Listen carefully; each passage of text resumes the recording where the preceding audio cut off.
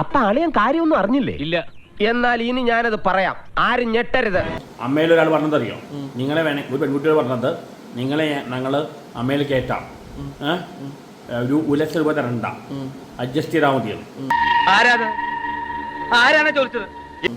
ഈ പെരുടെ അവിടെ നടക്കുന്നത് അനുസൂകാരം മുഴുവൻ കറക്റ്റാണ്.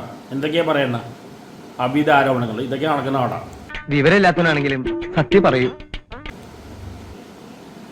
ഈ പാട്ട് കൊണ്ട് ഈ സംഘടന കൊണ്ട് ഒരു ഗുണവുമില്ല. അതിവിടെ എല്ലാവർക്കും അറിയാവുന്ന കാര്യമില്ലേ, പ്രത്യേകിച്ച് വാർത്തയൊന്നുമല്ല. ഈ കാലത്ത് വേറും പെൻഡിങ് കൊടുത്തു അഡ്ജസ്റ്റ്മെന്റ് നടത്തുന്ന സ്ഥലമാണ്. ഈ അറിവ് എവിടെ നിന്ന് കിട്ടി? പത്രത്തിൽ നിന്ന് അടിച്ചു മാറ്റിയതാ. പിരിച്ചു വിടണം, ഒരു ഗുണവുമില്ല ആർക്കും. ഇവനാരാണ്? നീ ആരാണ്? ഇവനാണ് അവനെ കുറിച്ച് പറയാനായിട്ട്? ഇവനെ കണ്ട കടവിൽ കഞ്ചാവ് വിളിച്ചു കുഴപ്പമില്ല ഇവന്റെ പരിപാടി. എന്നും പ്രശ്നങ്ങളാണ്, അഭീതങ്ങളും അങ്ങനെ വേറെ വീട് ഞാൻ പറയുന്നില്ല. ഈ അടി പിടി വെടി സിനിമ ക്ലാവായിട്ട് പോയി പാലുന്ന പശുവായിട്ട് വന്നു. അൻസിബ വിഷയത്തിൽ ആരുടെ ഭാഗത്താണ്? അൻസിബയുടെ ഭാഗത്ത് സത്യം. അപ്പൊ അവന്റെ അമ്മയുടെ വീടിന്റെ തൊട്ടടുത്ത് തന്നെ എന്റെ വീട്, എന്നിട്ട് അവൻ എന്നോട് ഇങ്ങനെ പെരുമാറുന്നത്. എന്തുകൊണ്ട് പേരിലൊന്നല്ല, എന്തുകൊണ്ട് മകനെ മര്യാദയ്ക്ക് വളർത്തണം. മകൻ എന്തൊക്കെ പ്രശ്നം ഉണ്ടാക്കി നടക്കുന്നത്. അതെ, ആദ്യം നീ നന്നാകാൻ നോക്ക്, എന്നിട്ട് മതി സ്വയം നന്നാകുന്നത്, കേട്ടാ? ഇതെല്ലാം ഉടായ്പ റെഡിയാണ്.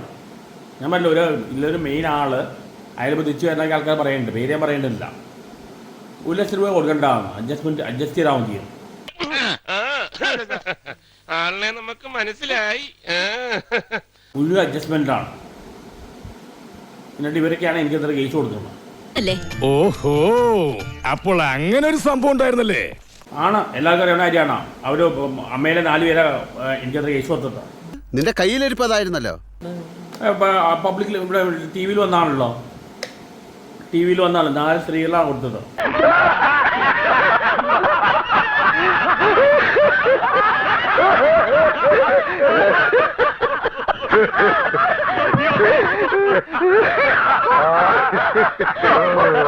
ഞാൻ വരട്ടെ. എങ്ങോട്ട്? അല്ല, ഞാൻ പോട്ടെ.